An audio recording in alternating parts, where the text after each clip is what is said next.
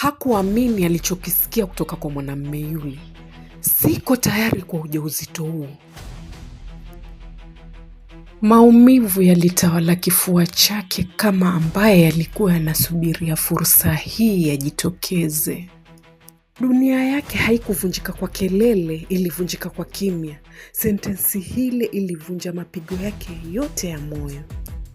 Wanawake wengi hujikuta kwenye maumivu makubwa wakikataliwa ujauzito na wanaowapenda kwa dhati. Ndipo chuki huanza kimya kimya. Nimesema kusanya virago vyako uondoke na mtoto wako. Mwanamke yule hakuwa hata na la kusema. Alibeba maisha mapya tumboni, lakini hilo lilikuwa kosa kubwa lisilosameheka kamwe. Ni nini huwafanya baadhi ya wanaume kukosa utu? Mwanamume aliyemwahidi mapenzi ya dhati leo alimfukuza kana kwamba hakuwa chochote kwake.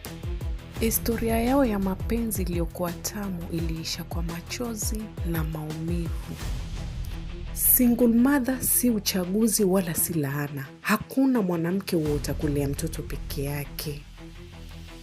Wengine walipenda kwa dhati wakaamini ahadi, lakini wakaachwa na maumivu pekee. Lakini nyuma ya machozi yao kuna nguvu ambayo dunia haioni.